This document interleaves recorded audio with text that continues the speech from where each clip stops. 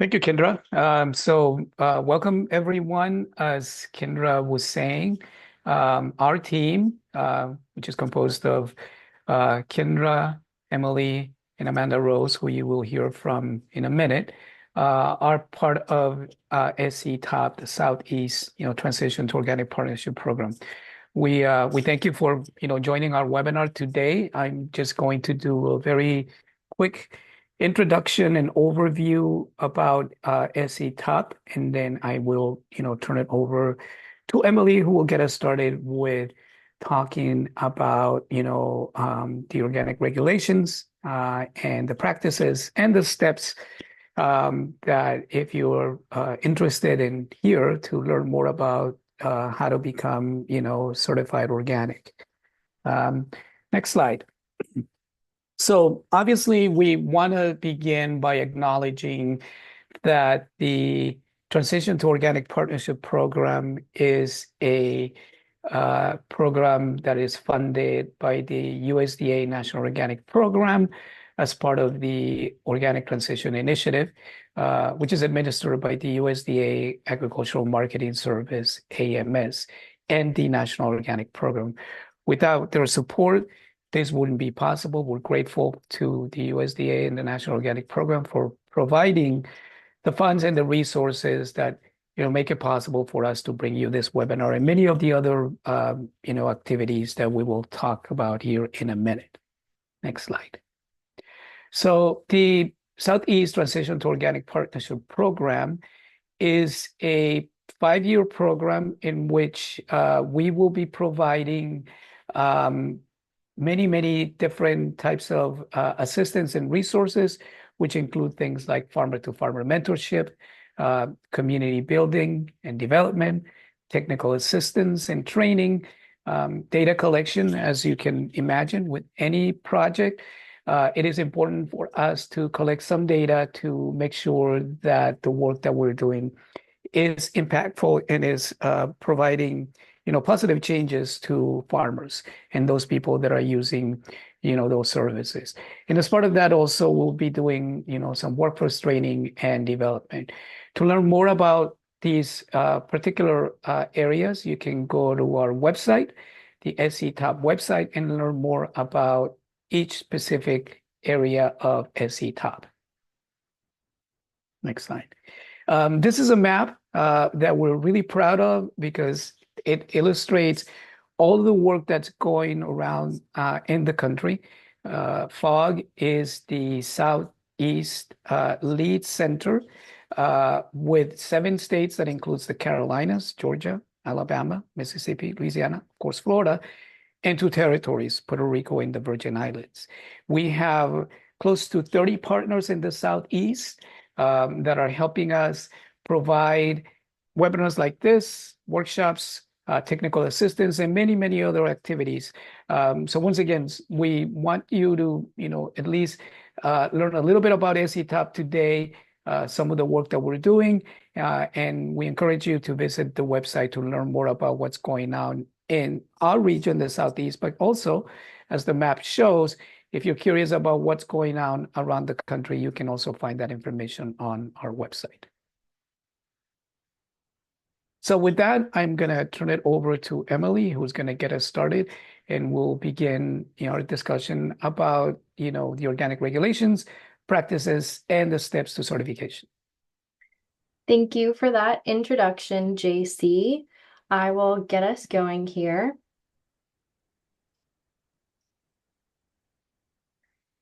The objectives of this webinar are to understand basic organic farming principles, learn about the benefits of organic farming, and explore steps to transition from conventional to organic. We have many different topics we're going to cover today, but we'll start off with going over what is organic farming, the benefits of organic farming. We'll go through the certification and transition process, as well as soil and crop management, then finish off with some myth busting. And we'll also have a Q&A session, so please save your questions for the end of the presentation, or you can just go ahead and send them in the chat. So what is organic farming? To get us started here, I'm going to go over a brief history of organic farming, which has roots that trace back thousands of years to traditional agricultural practices. However, its modern form began to take shape in the early 20th century as a response to the industrialization of agriculture and the widespread use of synthetic chemicals. Some of the early influences of modern organic farming came from Rudolf Steiner and Sir Albert Howard. Rudolf Steiner was an Austrian philosopher who developed the concept of biodynamic agriculture in the 1920s. This approach is considered a precursor to organic farming, focusing on holistic and ecological methods. And often referred to as the father of modern organic farming, Sir Albert Howard was a British botanist whose work in India in the early 20th century laid the groundwork for the organic movement. His book, An Agricultural Testament, published in 1940, emphasized the importance of healthy soil and composting. In 1946, Lady Eve Balfour, a British farmer and educator, published The Living Soil and co-founded the Soil Association, an organization dedicated to promoting organic farming. Another important figure in the organic movement is J.I. Rodale. He's an American publisher and advocate. Rodale was instrumental in popularizing organic farming in the US. He founded the Rodale Institute in 1947 and started publishing Organic Farming and Gardening magazine, which played a significant role in spreading organic farming practices. In the 1970s, the Soil Association began certifying organic farms in the UK, establishing standards for organic production. Then in 1972, the International Federation of Organic Agriculture Movements was founded to unite the global organic farming movement and develop international standards. In the United States, the Organic Foods Production Act was passed in 1990, leading to the establishment of the National Organic Program by the USDA, which standardized organic certification nationwide. Organic farming has seen significant growth driven by consumer demand for healthier and more environmentally sustainable food. Organic products are now widely available in supermarkets, and they're often seen as a premium option. Increased research into organic farming practices has led to improved methods and greater understanding of the benefits of organic systems for soil health, biodiversity, and even climate change mitigation. And organic farming has become a global phenomenon with significant adoption in Europe, North America, and increasingly in Asia and Africa. Worldwide, organic farming is seen as a vital part of sustainable agriculture. So now that we understand some history of organic farming, what is organic? So organic is a label that signifies an agricultural product has been produced according to the USDA organic standards. These standards are developed and enforced by the USDA's National Organic Program, which we refer to as the NOP. The NOP is responsible for setting the regulations and guidelines that organic producers must follow. These standards cover various aspects of organic production, including crops, livestock, and processed products. For different types of products, the organic standards outline specific requirements. These requirements ensure that organic products are grown and processed in a way that promotes ecological balance, conserves biodiversity, and uses only approved substances. And we'll go into some more detail on organic crop requirements in the coming slides. So let's take a look at some key definitions related to organic farming and production. First, the National Organic Standards Board defines organic farming as an ecological production management system that promotes and enhances biodiversity, biological cycles, and soil biological activity. It is based on minimal use of off-farm inputs and on management practices that restore, maintain, and enhance ecological harmony. Next, the definition of organic food emphasizes the principles behind its production.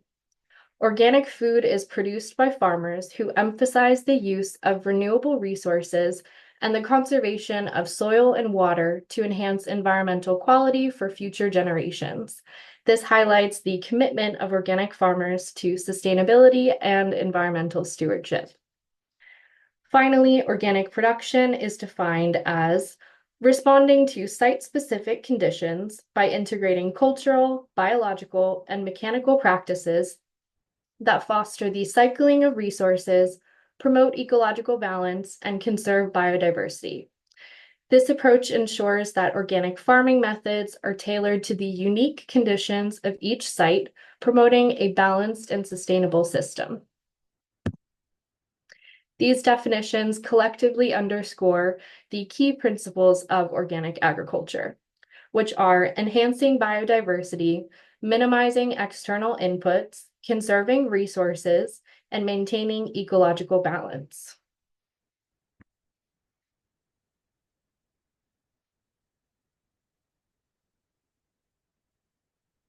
And now I'll pass it over to my colleague, Amanda Rose, to go over the benefits of organic farming.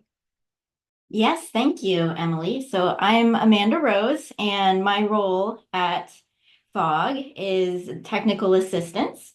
And, Emily talked a lot about organic farming in general, and there is a lot to it. There's a lot to learn, and it's a little bit of a personal investment. So the good news is that organic farming does pay you back in the form of several benefits, which we'll talk about now. So first off, the environmental benefits. So reduced chemical use. That is a big part of organic farming. You are required to limit the amount of chemicals that you do use. And that can be things like pesticides, herbicides, or even some fertilizers, for instance. And this is helpful because, chemical use does have direct impacts on things like soil quality, which is so important to healthy plant growth, and to beneficial organisms like pollinators that are also very important for fruit production. So it also causes enhanced soil fertility. You'll soon learn, we have a whole section in this webinar on soil. Soil really is the base of farming. You have to have good soil in order to have those outputs that you want. So making sure that your soil is healthy is going to benefit your farming so much. There's also improved water quality, and that has a lot to do with the two that we just mentioned. When you reduce your chemical use and you enhance your soil fertility, you naturally see some improvements in water quality. And we'll talk about some other ways shortly too, in order to continuously improve your water quality. And having access to clean water is very important for maintaining organic certification as well.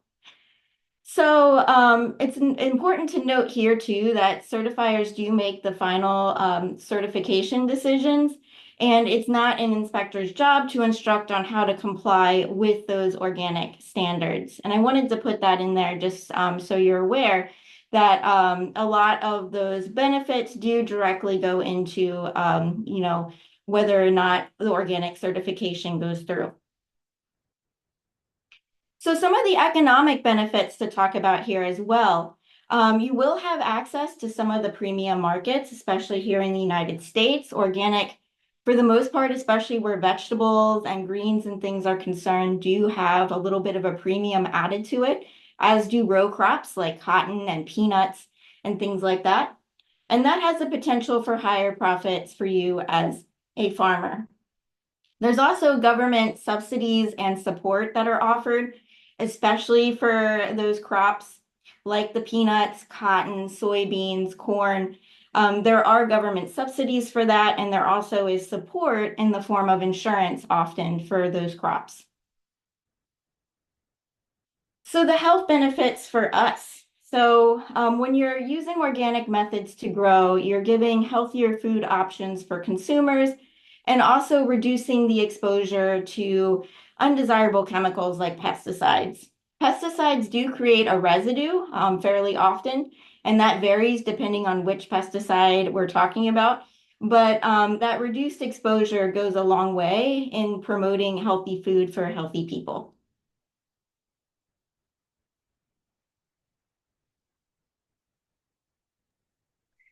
Okay, now I'm going to go into the process of organic certification and transition. As mentioned before, organic is a labeling term that indicates an agricultural product has been produced through approved methods. These methods are defined and regulated to ensure compliance with organic principles, and the organic standards describe the specific requirements that must be verified by a USDA accredited certifying agent before products can be labeled as organic. These standards encompass all aspects of organic production, including soil management, pest control, crop rotation, and animal welfare. Today, we're going to focus on organic crop standards, and organic crop production standards set forth several key requirements to ensure that crops are grown in a manner that aligns with the organic principles.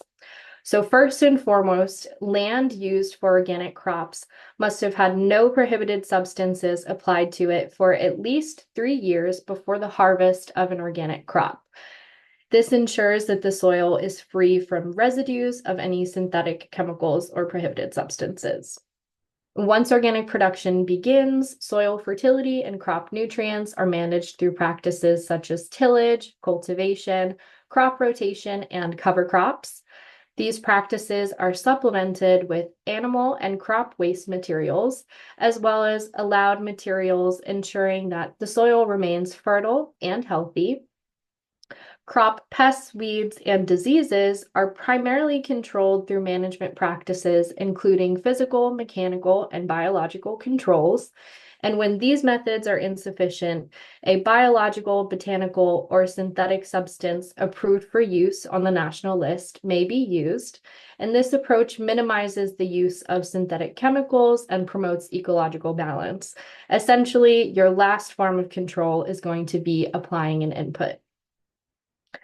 Operations must also use organic seeds and other planting stock whenever available. This requirement helps to support the use of materials that are produced according to organic standards. And finally, the use of genetic engineering, ionizing radiation, and sewage sludge are strictly prohibited in organic crop production. These standards ensure that organic crop production is sustainable, environmentally friendly, and aligns with the core values of organic farming. So now moving into the organic transition process. With the land requirements mentioned before, if there has been a prohibited substance applied to the land less than 3 years before seeking certification, it must undergo transition.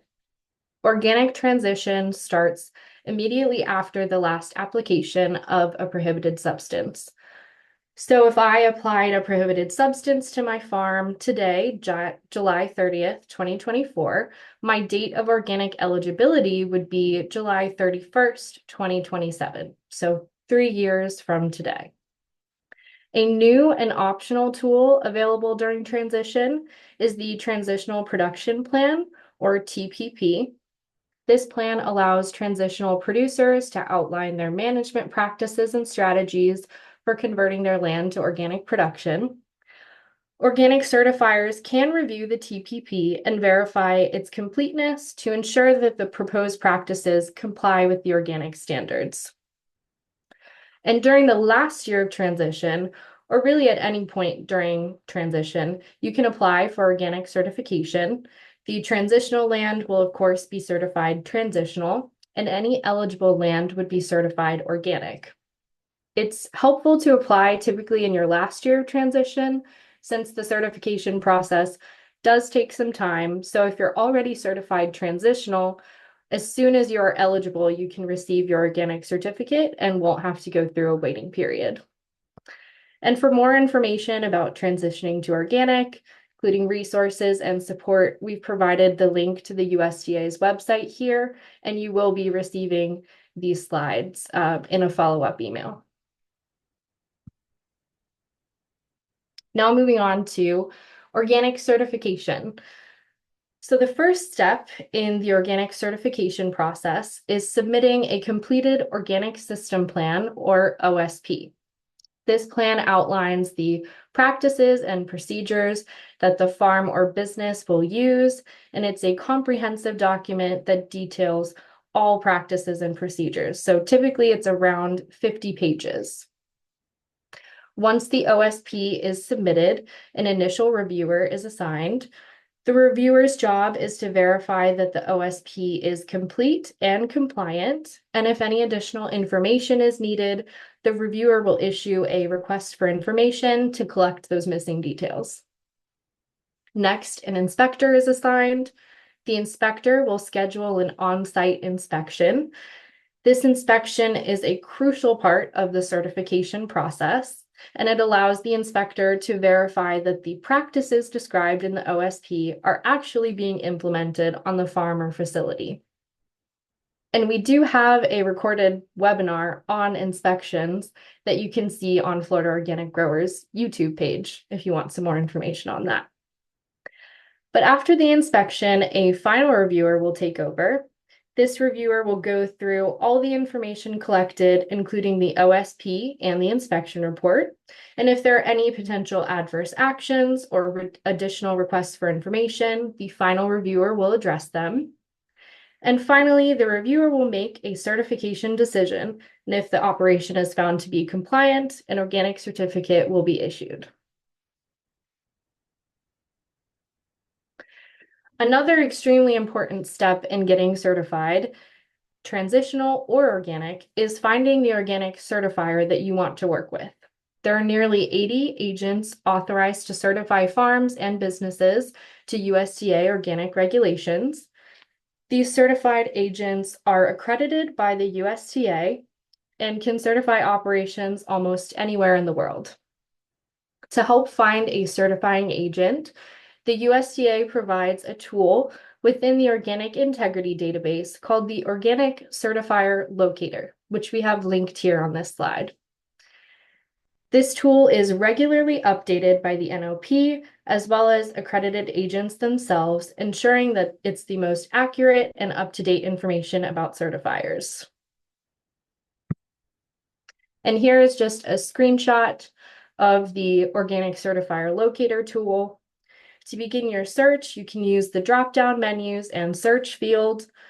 The drop-down menus allow you to filter certifiers based on specific criteria, such as location, services offered, or type of certification.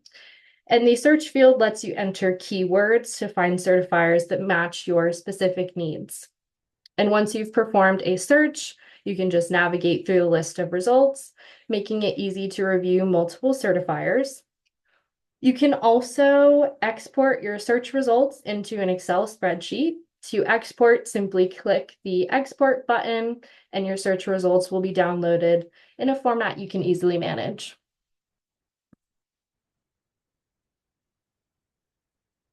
And back to Amanda Rose. All right, so I have soil management, and this is something that organic certifiers are going to look at firsthand when you do have an inspection, as I mentioned earlier. So this is something that they check up on. They want to make sure that you are managing your soil to the standards and making sure that those practices are adding to the sustainability of your farm. Beyond that, soil management is just really important for growing crops generally. So we're going to talk about the importance of soil health, as well as some of the rules with soil testing and so forth. So proper soil management really does ensure that essential nutrients are available for plant growth.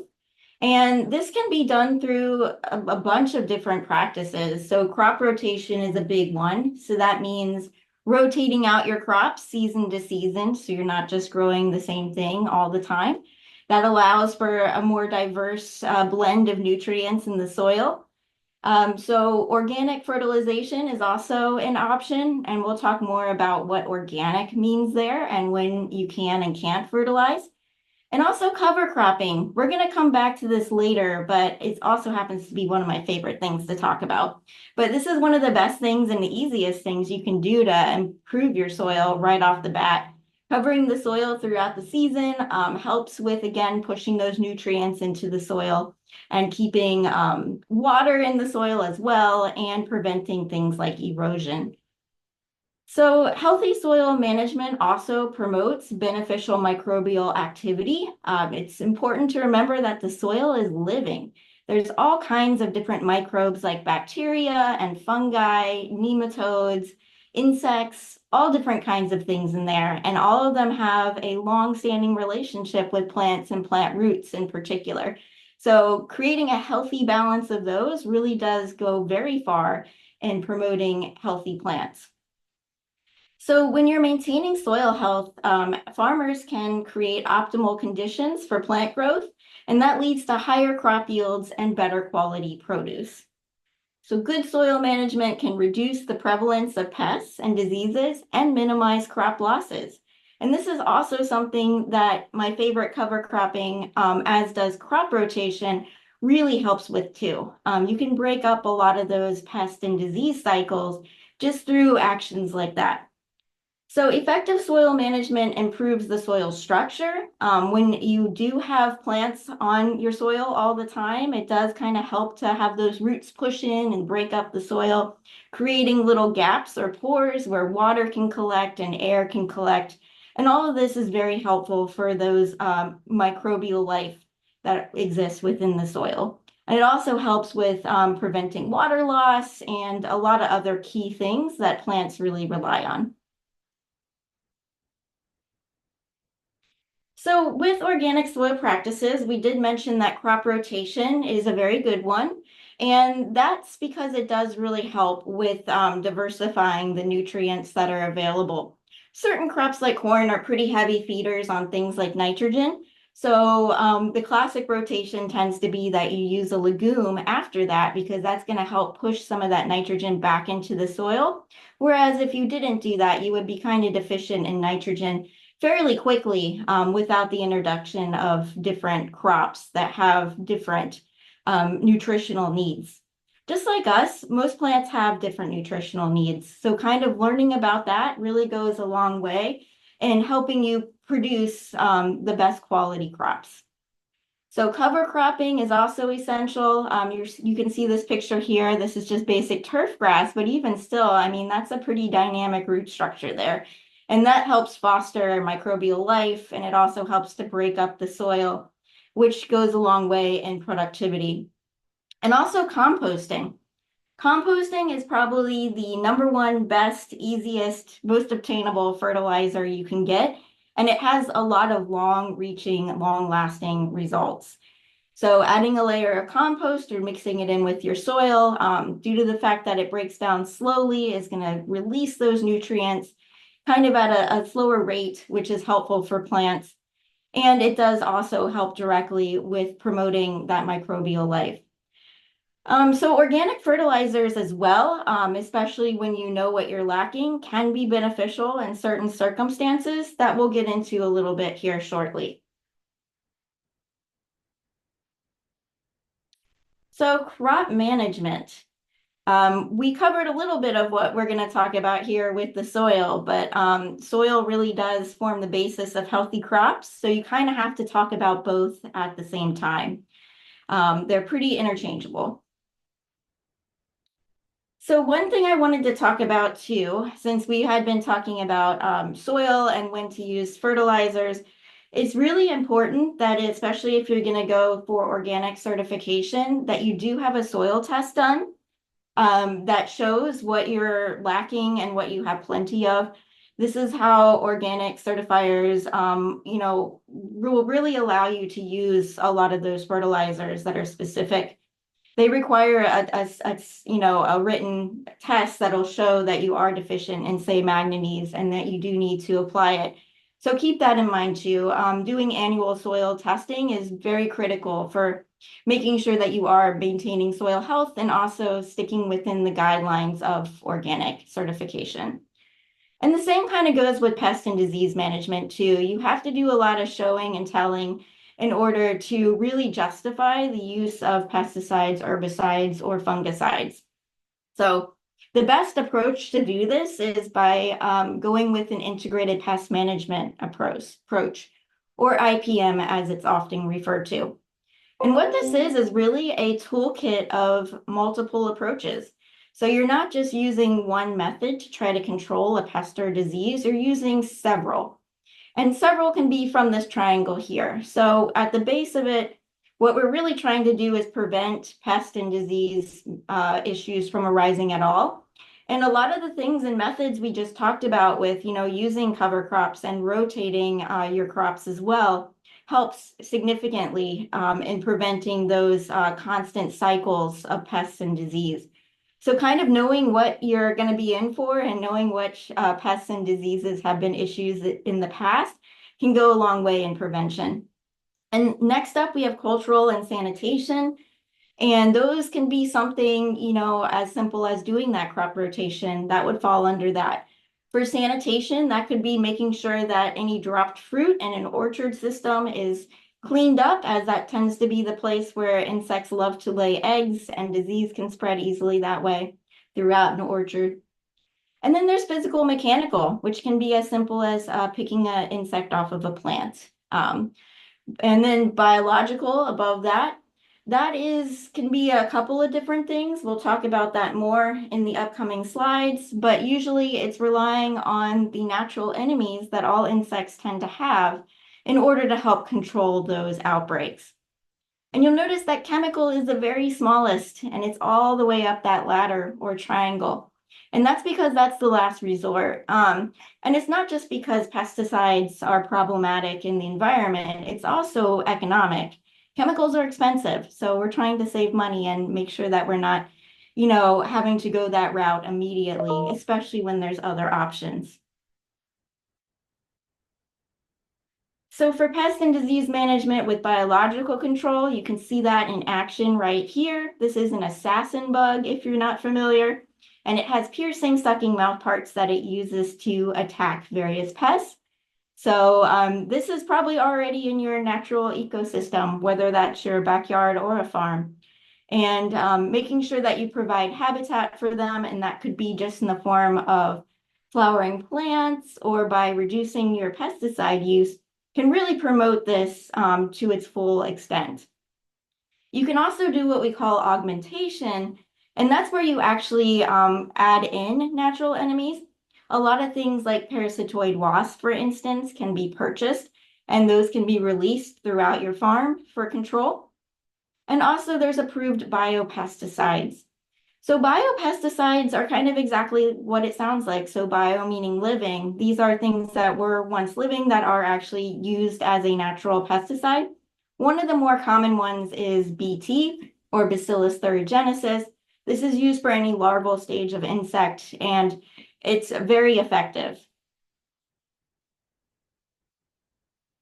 So for weed management, so being very careful and making sure that your certifier is aware of how you're performing your weed management and also what you intend to use is important.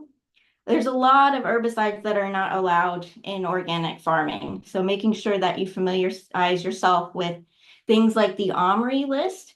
And we will be having a webinar upcoming on OMRI related products and which ones are allowed in organic farming. That should be helpful if this is new to you. So mechanical weeding is one of the most basic forms of weed management, and it can also be one of the more effective. So steel in the field is a good way to make sure that your weeds are kept at bay. Mulching, which kind of is in line with cover cropping, is one of my favorite ways to do this. It kind of creates a natural ground cover, so there's less competition for weeds to compete with your crops. In this picture here, you can see that they have a grass growing in between their crop rows, and this is really helping with managing weeds. You're not seeing any giant weeds in this picture because of that. And with mulching has a lot of benefits. It can also help with water retention and making sure that soil erosion occurs less. And it doesn't have to be just wood chips or straw. You can also use green material from maybe trees that you pruned or anything like that as a green manure that can also help with covering the soil and preventing weed growth.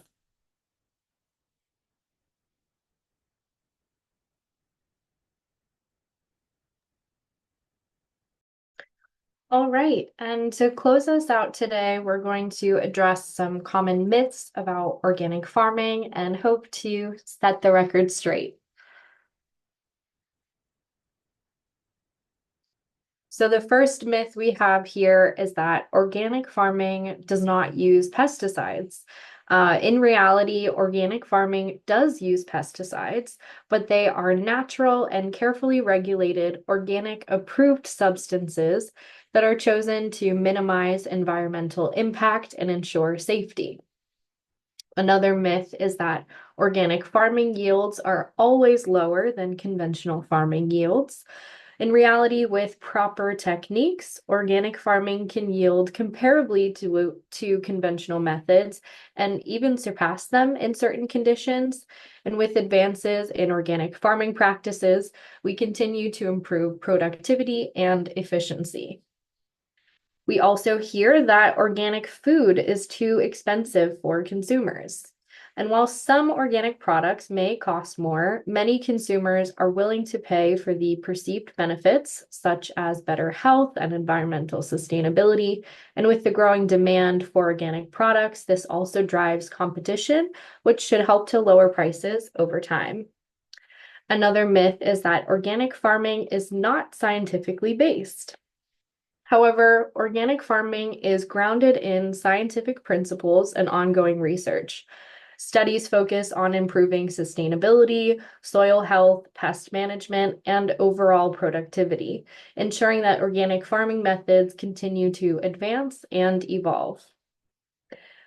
Hopefully, debunking these myths can give you a better understanding of the true nature of organic farming and its benefits, because organic farming is a viable and scientifically backed approach that promotes sustainability and offers valuable choices to not only consumers, but also producers.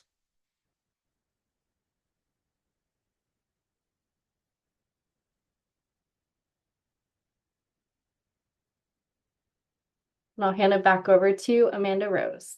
Yes, so the key takeaways from today's webinar is that soil health should be the first thing up when you're thinking about transitioning to organic.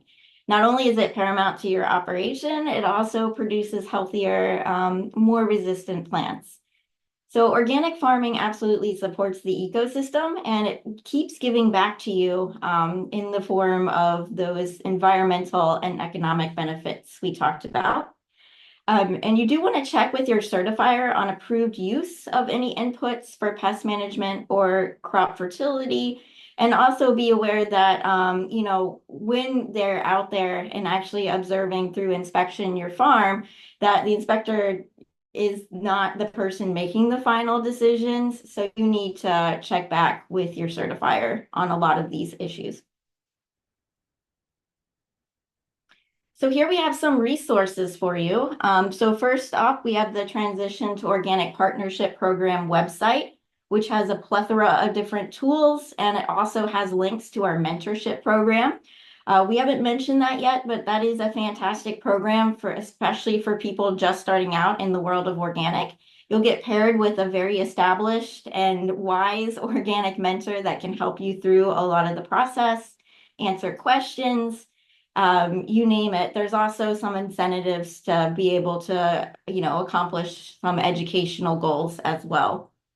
So we also have a link to the Florida Organic Growers website, USDA organic regulations, the National Organic Program Handbook, which has quite a bit of guidance and instructions. And do take advantage of the transitional production plan. This is a really good way to get a feel for what you would need in your organic system plan as well. So there's also a link here on everything you would want to know about transitioning to organic. There's organic training as well.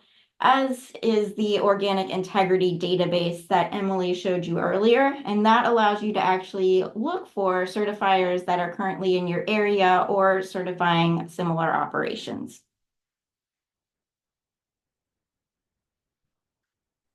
And before we get into the Q&A, we just quickly wanted to let you all know that we have another webinar that we're hosting next month. It will be on August 22nd from 11 a.m. to 12 p.m. And this webinar will include an OMRI representative to go over OMRI certification, certifier roles, and best practices. And in our follow-up email, we'll send a link to register if you're interested.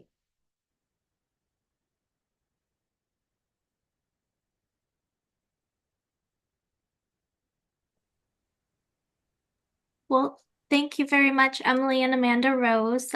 This is Kendra. Thank you all for joining us. We are going to open up for question and answer.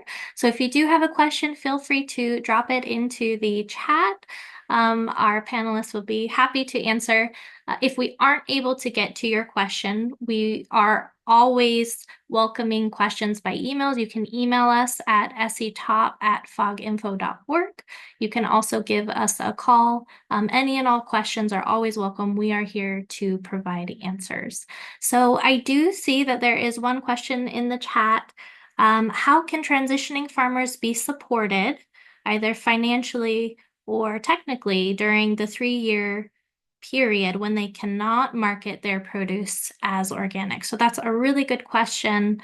I will open it up for any of our panelists who would like to answer. So, and I can try to provide some suggestions, sort of maybe also address the question. The USDA does have currently some programs through some agencies to support transitional farmers. The National Natural Resource NRCS Conservation Services has a few programs that can benefit transitional farmers. These go from cost share opportunities to implement conservation practices, especially as it relates to soil management, which Amanda Rose was talking about. So I would encourage people to take a look at the NRCS website to learn a little bit more about some of those opportunities that there might benefit them in terms of receiving some financial support. One of the things that TOP around the country and the USDA, one of the things that we're trying to work on is to also develop more opportunities for farmers to market their products. That is, as everybody who's participating in this webinar can imagine, it will require a little bit more time because buyers and farmers have to work together to determine ways that while that transition is happening, what are some of the things that in terms of those marketing opportunities that we can sort of generate for them. So that continues to be one of the priorities for us, is to really look at people who are not certified organic currently, but want to do so at some point after completing the transitional period. What are some of the opportunities to market their products while they were doing that? So hopefully we'll be able to very soon be able to talk a little bit more about that in upcoming webinars and seminars. Yeah, and also just to add, I know Amanda Rose and JC kind of mentioned our mentorship program through the TOP program. And with that, if you are interested in transitioning, you can be partnered with an organic mentor, and you would also have the opportunity to receive a $500 educational stipend for any classes or conferences, really just any educational opportunity that you wanted to pursue related to your agricultural growth or just learning more about organic. So that is just another way that you can be supported through that transition period. Thank you. We had another question come in regarding purchasing land. Do any of you know of grants in order to purchase farmland or land to transition it to organic? And if so, do you know of qualifications, requirements, or any requirements for obtaining those grants? I can speak a little to this. So I actually did acquire my land through a USDA program. It's not organic specific, but it definitely should be on your radar, especially if, like me, you were a first-time farmer. So the USDA first-time farmer loans are done through Farm Credit, and you have to create a proposal for what you intend to do with your land, how you intend to improve your land, etc.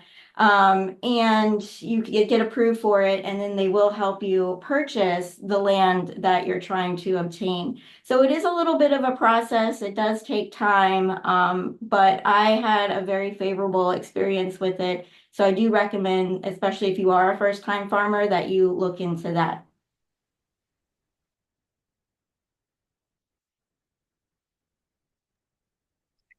Thank you, Amanda Rose. Very helpful. There was another question that came in about vermicompost. We have someone who is starting to produce that on a small farm here in Florida. Are there any considerations that they should know about for organic certification? So one of the things that is often, I guess, confused is whether or not things like pest control products, soil, compost, or in this case, vermicompost, like the question that this person is asking, needs to be certified organic. And the answer to that is no, because under the existing organic regulations, is typically agricultural products or what we would consider something that comes out of as a result of farming. Things like, growing vegetables and, fruits and vegetables and livestock. So the things that would typically end up, on, our tables and plates is what is certified organic. So once again, fruits, vegetables, meat, eggs, processed products, and including in some cases, healthcare products. And so those are the things that the organic regulation currently certifies and regulates. But compost and using vermicompost, often that is regulated by a independent third party organization. We mentioned earlier that we will be having an upcoming webinar where we are inviting the Organic Materials Review Institute, OMRI, who will be telling us a little bit about the process of verifying that compost and some of these inputs are compliant with the regulation. OMRI, for farmers, all those farmers in the audience, is typically something that is recognized once a input has the OMRI seal of approval. Most certifiers, and if not all certifiers, and farmers know that that particular compost or that particular input is compliant with the organic regulations. So as far as, once again, vermicompost, the consideration is that if you wanted to make sure that it is compliant with the organic regulations, you can contact OMRI. And I think Amanda Rose has some experience with this, but it is a pretty straightforward process when it comes to just the process itself. As long as the feedstock and the process that is being used to produce that vermicompost does not contain things that would be considered prohibited or that would disqualify that vermicompost, or that it is added, especially if it's added after the vermicompost has been fully processed. If you're not adding anything that would be considered prohibited under the regulations, then it should be allowed under the organic regulations, and farmers could certainly use it.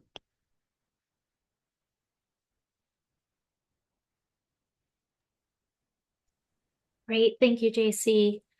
We did have a follow-up question about the farm loans. Do any of our panelists know if there is a minimum acreage that you would need in order to apply for loans? That might be a question for our, farm loans. Those that actually give the farm loans, but in case anyone on the panel might happen to have any ideas. Yeah, that's a really great question, and I see why they asked it too. So yeah, there is a minimum acreage. I apologize, I don't remember it offhand, but yeah, you do have to have or be looking at a certain amount of acres in order to qualify. Great, thank you. Well, maybe one or two more questions, and then we'll wrap up the webinar for today. We did have a question come in about the cost of certification. So perhaps our panelists could maybe speak a little bit about, the cost of getting certified, and also where should our farmers go to find a certifier? I'll take the first part of that question, but Emily, who has more experience, recent experience, working with a certifier, can probably elaborate. But the cost of certification will vary from certifier to certifier. And that's why it's so important. And we suggest for everyone listening and interested in finding a certifier is to shop around. Emily did provide a source, the Organic Integrity Database, to find those certifiers. So call your certifiers, try to find out what their fee schedule, which is typically what it's called, is. In some cases, it is based on acreage, or at least, that was sort of the common practice, is to base the certification costs on acreage. But nowadays, many certifiers are also using the gross sales of the organic products as the sort of basis to sort of set their fees. A lot of it has to do with the amount of time and effort that the certifier will have to invest to make sure that everything that the farmer is doing is compliant. The larger the operation, the more work it is going to be on the certifier, including obviously, sales. But average cost, and I'm just going to throw out a number there based on sort of my previous experience, can be anything from $1,000 to $2,000 for a operation that is around 10 acres. The one thing that I do want to point out before maybe Emily chimes in is that once you're certified, there is the opportunity to receive reimbursement for your certification costs through what's called the Organic Certification Cost Share Program. The cost share program is managed by typically FSA, the Farming Service Agency in every state. In some cases, it's also managed by other organizations. Here in Florida, FOG manages the cost share, meaning that they are the ones who send out a notice every year to farmers about the time to apply for cost share. It is a first come, first served basis, meaning that the amount of funds that are available are not unlimited. So it's always a good idea to apply early once you get the sort of announcement that it's time to apply for cost share. But it's pretty straightforward. Farmers who are certified will fill out a form, an application for cost share. The agency will review it, and once it is approved, they will send the farmer a check, or reimbursement.